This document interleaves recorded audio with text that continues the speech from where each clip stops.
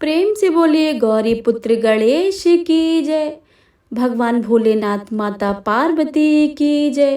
वीर बजरंग बली की जय। प्रिय श्रोताओं, आप सभी का फिर से स्वागत है आपके अपने YouTube चैनल सोनी व्रत कथाएं। आज मंगलवार के दिन आप सभी सुनेंगे वीर बजरंग बली हनुमान जी की बहुत ही पावन कथा। आप सभी से अनुरोध है कि इस कथा को पूरा अवश्य सुने और कमेंट बॉक्स में भगवान वीर बजरंग बली की जय लिखना बिल्कुल भी मत भूलिएगा। आइए प्रेम से जयकारा लगाते सुनते हैं हनुमान जी की कथा। प्रेम से बोलिए वीर बजरंग बली की जय। बालाजी महाराज की जय। सालासर धाम की जय। व्यास जी ने कहा, एक बार नैमिषारण्य तीर्थ में 88,000 मुनि एकत्रित होकर पुराणों के ज्ञाता श्री सूत जी से पूछने लगे, हे महामुनि, आपने हमें अनेक पुराणों की कथाएं सुनाई हैं। अब कृपा करके हमें ऐसा व्रत और कथा बताएं जिसके करने से संतान की प्राप्ति हो तथा मनुष्यों का रोग शोक अग्नि सर्व दुख आदि भय को दूर होकर, क्योंकि कलयुग में सभी जीवों की आयु बहुत कम है, फिर इस पर उन्हें रोग चिंता के कष्ट लगे रहते हैं, तो फिर वह श्री हरि के चरणों में अपना ध्यान कैसे लगा सकेंगे। श्री सूत जी बोले, हे मुनियों, आपने लोक कल्याण के लिए बहुत ही उत्तम बात पूछी है। एक बार युधिष्ठिर ने भगवान कृष्ण से लोक कल्याण के लिए यह प्रश्न किया था। भगवान श्री कृष्ण और युधिष्ठिर का संवाद मैं तुम्हारे सामने कहता हूँ, तुम ध्यान पूर्वक सुनो। एक समय पांडवों की सभा में श्री कृष्ण जी बैठे हुए थे।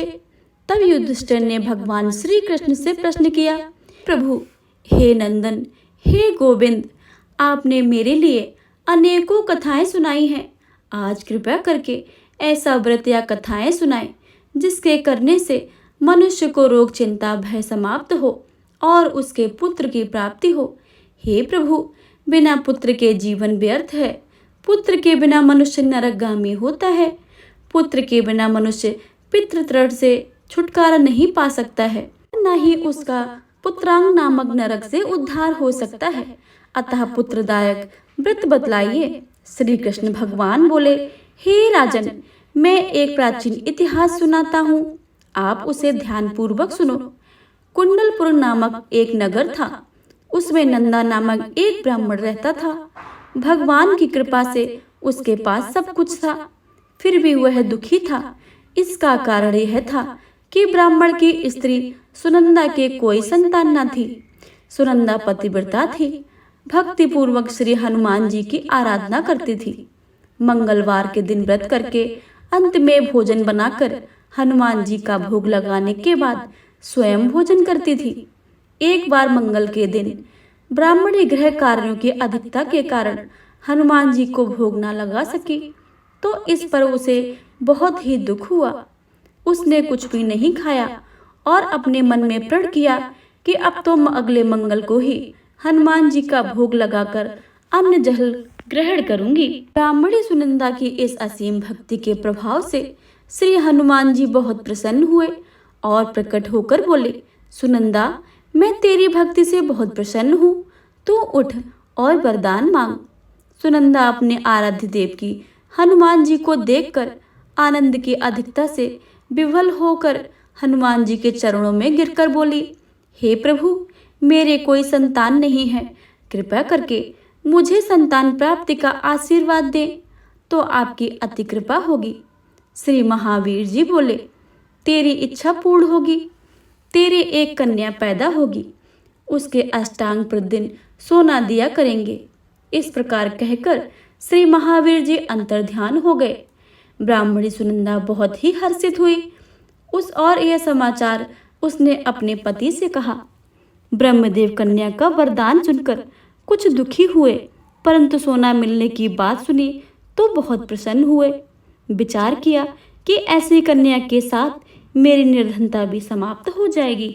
हनुमान जी की कृपा से वह ब्राह्मणी गर्भवती हुई और 10वें महीने में उसे बहुत ही सुंदर पुत्री प्राप्त हुई। यह बच्ची अपने पिता के घर में ठीक उसी तरह से बढ़ने लगी जिस प्रकार शुक्ल पक्ष में चंद्रमा की कला बढ़ती है। 10वें दिन ब्राह्मण ने उस बालक का नामकरण संस्कार कराया। उसके कुल पुरोहित ने उस बालिका का नाम रत्नावली रखा, क्योंकि यह कन्या सोना प्रदान करती थी। इस कन्या ने पूर्व जन्म में बड़े ही विधान से मंगल देव का व्रत किया था। रत्नावली का अष्टांग बहुत सा सोना देता था। उस सोने से नंदा ब्राह्मण बहुत ही धनवान हो गया। अब ब्राह्मण भी बहुत अभिमान करने लगा था। समय बीतता रहा। अब रत्नावली 10 वर्ष की हो चुकी थी। एक दिन जब नंदा ब्राह्मण प्रसन्नचित्त था, तब सुनंदा ने अपने पति से कहा, मेरी पुत्री रत्नावली विवाह के योग्य हो गई है, अतः आप कोई सुंदर तथा योग्य वर देखकर उसका विवाह कर दें। सुनकर ब्राह्मण बोला, अभी तो रत्नावली बहुत छोटी है। तब ब्राह्मणी बोली, शास्त्रों की आज्ञा की कन्या 8वें वर्ष में गौरी, 9 वर्ष में रोहिणी, 10वें वर्ष में कन्या, इसके पश्चात रजस्वला हो जाती है। गौरी के दान से पाताल लोक की प्राप्ति होती है, रोहिणी के दान से बैकुंठ लोक की प्राप्ति होती है, कन्या के दान से इंद्रलोक से सुखों की प्राप्ति होती है।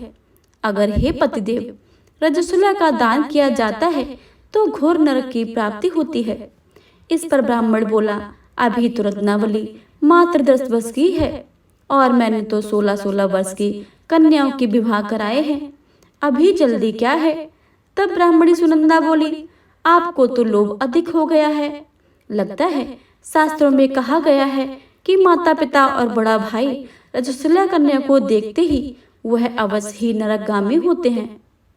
तब ब्राह्मण बोला, अच्छी बात है, कल मैं अवश्य ही योग वर तलाश में अपना दूध भेजूंगा। दूसरे दिन ब्राह्मण ने अपने दूत को बुलाकर और आज्ञा दी, जैसी सुंदर मेरी कन्या है वैसा ही सुंदर वर उसके लिए तलाश करो। दूत अपने स्वामी की आज्ञा पाकर निकल पड़ा। पंपई नगर में उसने एक सुंदर लड़के को देखा। यह बालक एक ब्राह्मण परिवार का बहुत धनवान पुत्र था और गुणवान था। इसका नाम सोमेश्वर था। दूत ने इस सुंदर व गुणवान ब्राह्मण पुत्र को बारे में अपने स्वामी को पूर्ण विवरण बता दिया। ब्राह्मण नंदा को भी सोमेश्वर अच्छा लगा और शुभ मुहूर्त में विधि पूर्वक कन्यादान करके ब्राह्मण ब्राह्मणी संतुष्ट हुए। परंतु ब्राह्मण के मन में तो लोभ समाया था। उसने कन्यादान तो कर दिया था, पर वह बहुत खिन्न था। उसने विचार किया कि रत्नावली तो अब चली जाएगी और मुझे इससे तो सोना मिलता था, अब वह मिलेगा नहीं। मेरे पास तो जो धन था उसके विवाह में खर्च हो गया है, जो शेष बचा है वह भी कुछ दिनों पश्चात समाप्त हो जाएगा। तो इसका विवाह करके बहुत ही बड़ी भूल कर दी है। अब कोई ऐसा उपाय हो कि रत्नावली मेरे घर पर ही बनी रहे, अपनी ससुराल न जावे। लोभ रूपी राक्षस ब्राह्मण के मस्तिष्क पर छाता रहा। रात भर अपनी सैया पर बेचैनी से करवटें बदलते बदलते उसने एक बहुत ही क्रूर निर्णय लिया। उसने विचार किया कि जब रत्नावली को लेकर उसका पति सोमेश्वर अपने घर के लिए जाएगा तो वह मार्ग में छिपकर सोमेश्वर का वध कर देगा और अपनी लड़की को अपने घर ले आएगा, जिससे नियमित रूप से उसे सोना भी मिलता रहेगा और समाज का कोई मनुष्य दोष भी नहीं देगा। प्रातःकाल हुआ तो नंदा और सुनंदा ने अपने जमाई और लड़के को बहुत सारा धन देकर विदा किया। सोमेश्वर अपनी पत्नी रत्नावली को लेकर ससुराल में अपने घर की तरफ चल दिया। ब्राह्मण नंदा महालोक के वशीभूत हो अपनी मति खो चुका था। पाप पुण्य उसे विचार न रहा था। अपने भयानक व क्रूर निर्णय को कार्य रूप देने के लिए उसने अपने दूत को मार्ग में अपने जमाई का वध करने के लिए भेज दिया था, ताकि रत्नावली से प्राप्त होने वाला सोना उसे हमेशा लगातार मिलता रहे और वो कभी निर्धन न हो। ब्राह्मणों के दूत ने अपने स्वामी की आज्ञा का पालन करते हुए उसके जमाई सोमेश्वर का मार्ग में ही वध कर दिया। समाचार प्राप्त ब्राह्मण नंदा मार्ग में पहुंचा और रुदन करती अपनी पुत्री रत्नावली से बोला, हे पुत्री, मार्ग में लुटेरों ने तेरे पति का वध कर दिया है। भगवान की इच्छा के आगे किसी का कोई वश नहीं चलता है। अब तू घर चल, वहां पर ही रहकर शेष जीवन व्यतीत करना। जो भाग में लिखा है वही होगा। अपने पति का अकाल मृत्यु से रत्नावली बहुत दुखी हुई। करुण क्रंदन से रुंदन करते हुए अपने पिता से बोली, हे पिताजी, इस संसार में जिस स्त्री का पति नहीं है उसका जीना व्यर्थ है। मैं अपने पति के साथ ही अपने शरीर को जला दूंगी और सती होकर अपने इस जन्म को माता पिता के नाम को तथा सास ससुर के यश को सार्थक करूंगी। ब्राह्मण नंदा अपनी पुत्री रत्नावली के ऐसे वचनों को सुनकर बहुत दुखी हुआ। विचार करने लगा, मैंने व्यर्थ ही जमाई का वध का पाप अपने सिर लिया है। रत्नावली तो उसके पीछे अपने प्राण तक देने को तैयार है। मेरा तो दोनों तरफ से मरण हो गया है। धन तो अब मिलेगा नहीं। जमाई वध के पाप के फलस्वरूप यम यातना भी भुगतनी पड़ेगी। यह सोचकर वह बहुत खिन्न हुआ। सोमेश्वर की चिता बनाई गई। रत्नावली सती होने की इच्छा से अपने पति का सिर अपनी गोद में रखकर चिता में बैठ गई। जैसे ही सोमेश्वर की चिता को अग्नि लगाई गई, वैसे ही प्रसन्न होकर मंगलदेव वहां प्रकट हुए और बोले, हे रत्नावली, मैं तेरी पति भक्ति से बहुत प्रसन्न हूँ, तू वरदान मांग ले। रत्नावली ने अपने पति का जीवन दान मांगा। तब मंगलदेव बोले, रत्नावली, तेरा पति अजर अमर है, यह महाविद्वान भी होगा और इसके अतिरिक्त तेरी जो इच्छा हो सो वर मांग ले। तब रत्नावली बोली, हे ग्रहों के स्वामी, यदि आप मुझ पर प्रसन्न हैं तो मुझे यह वर दीजिए कि जो मनुष्य मंगलवार के दिन प्रातः काल लाल पुष्प लाल चंदन से पूजा करके आपको स्मरण करे, उसके रोग व्याधि ना हो, स्वजनों का कभी वियोग ना हो, सर्प अग्नि तथा शत्रुओं का भय ना रहे। जो स्त्री मंगलवार का व्रत करे वह कभी विधवा ना हो। मंगलदेव तथास्तु कहकर अंतर्ध्यान हो गए।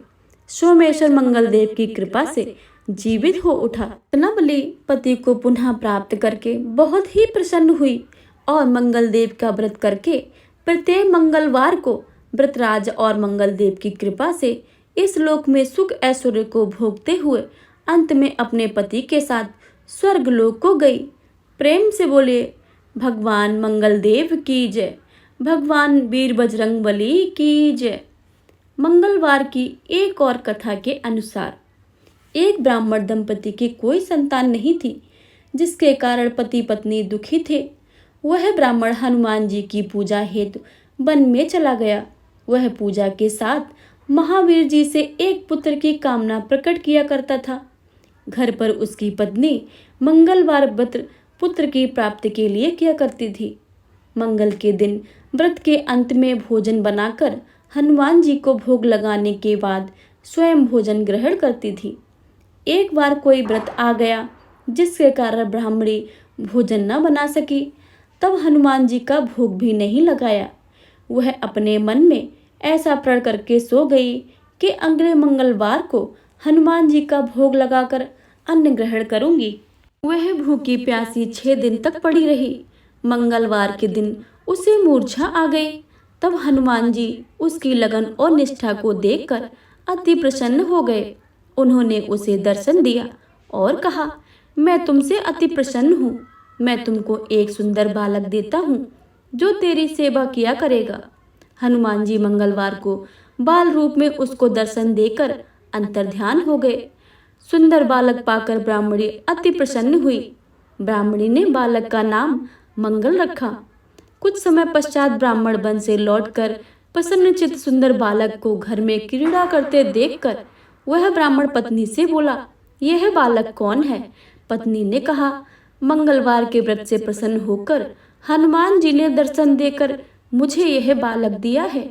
पत्नी की बात छल से भरी जान उसने सोचा यह उल्टा व्यभिचारिणी अपनी कलुषता छुपाने के लिए बातें बना रही है।